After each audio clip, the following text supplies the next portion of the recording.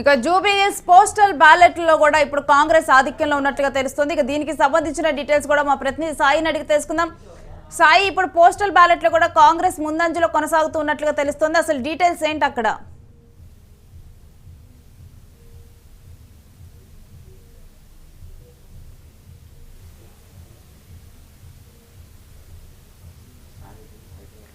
Yes Sai,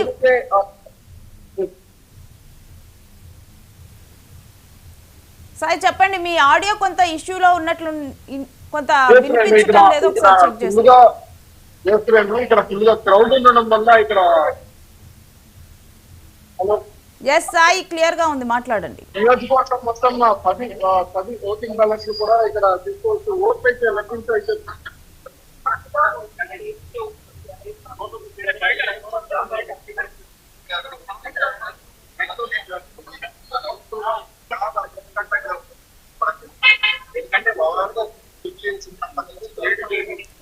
Sai మరలా కూడా మేము కనెక్ట్ అవుతాము, కొంత మీ ఆడియోలో ప్రాబ్లం ఉంది. ఇక జూబ్లీహిల్స్ లోనైతే జూబ్లీహిల్స్ పోస్టల్ బ్యాలెట్ అంశంలో కూడా ఇప్పుడు కాంగ్రెస్ ముందంజలో ఉంది. కాంగ్రెస్ కూడా 101 ఆధిక్యంలో కూడా ఉన్నట్లుగా మనకి తెలుస్తూ ఉంది. ఇక బీఆర్ఎస్ బీజేపీ ఇక్కడ వెనుకంజలో ఉన్నాయి. కాంగ్రెస్ ముందంజలో కొనసాగుతున్నట్లుగా తెలుస్తుంది. ఇక అఫీషియల్ గా కూడా ఎన్ని ఓట్లు ఇక్కడ ఎన్ని పోస్టల్ బ్యాలెట్ ఓట్లు పోలయ్యాయన్న విషయం కూడా ఇంకా తెలియలేదు, కానీ కాంగ్రెస్ అయితే ముందంజలో ఉంది. అయితే కాంగ్రెస్ ముందంజలో ఉన్న పరిణామాన్ని కూడా, అంటే ఈ పోస్టల్ బ్యాలెట్స్ కూడా మనకు వచ్చేసి గవర్నమెంట్ ఎంప్లాయీస్ ఈ పోస్టల్ బ్యాలెట్ను కూడా ఉపయోగించుకుంటారు. ఇక అంటే ఎంప్లాయీస్ ఇటు రేవంత్ రెడ్డి పాలనలో సంతృప్తిగా ఉన్నట్ల అని చెప్పి కూడా ఇప్పుడు అందుకనే పోస్టల్ బ్యాలెట్లో కూడా కాంగ్రెస్ ముందంజలో ఉంది అంటూ కూడా దీని మీద అయితే మాట్లాడుతూ ఉన్నారు.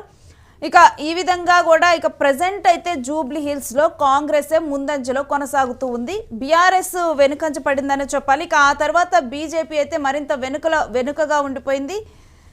ఇక ఏదైతే సర్వేల్లో చెప్పడం జరిగితే కాంగ్రెస్ ముందంజలో ఉంటుందనేది మరి మిగిలిన రౌండ్ల ఫలితాలలో తర్వాత కూడా ఇక తేలనుంది.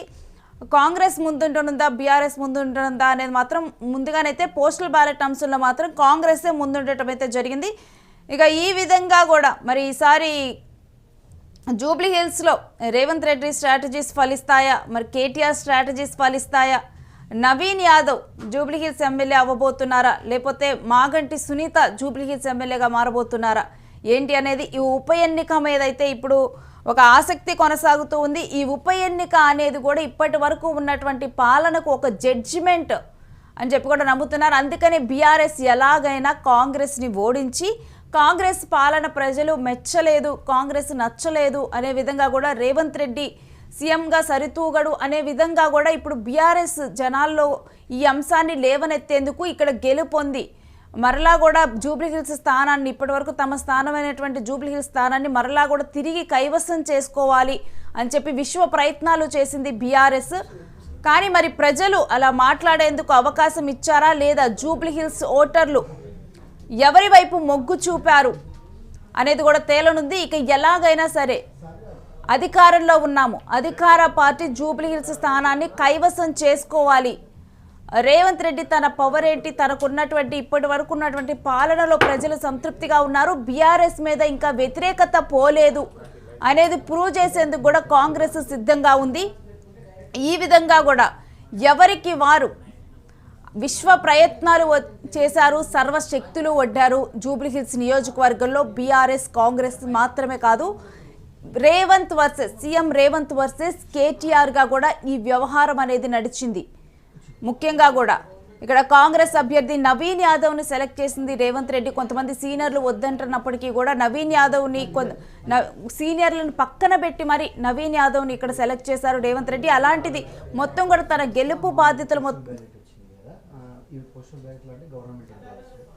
ఇంకా బాధ్యతలు మొత్తం కూడా రేవంత్ రెడ్డి భుజాన వేసుకొని దీని మీద ఇక్కడైతే మొత్తం కూడా ఒక స్ట్రాటజీస్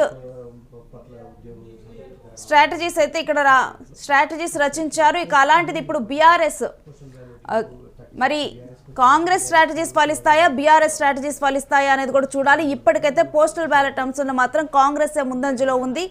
ఇక బీఆర్ఎస్ నెక్స్ట్ ఉండటం జరిగింది. ఇక ఆ తర్వాత బీజేపీ కొనసాగుతూ ఉంది.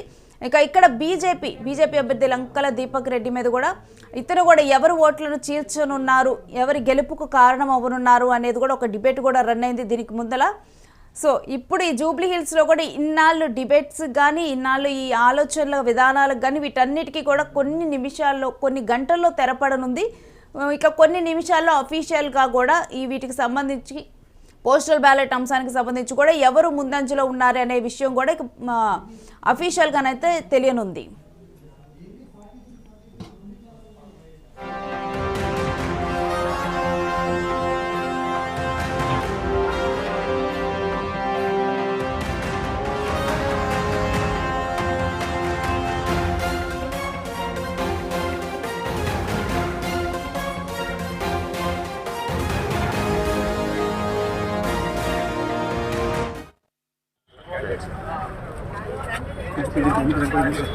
ఎందుకు జరగనా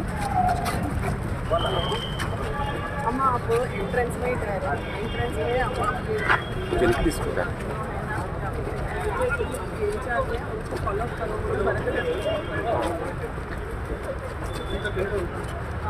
only candidate not counting sir candidate or candidate ఎవరన్నా ఒకరు candidate or candidate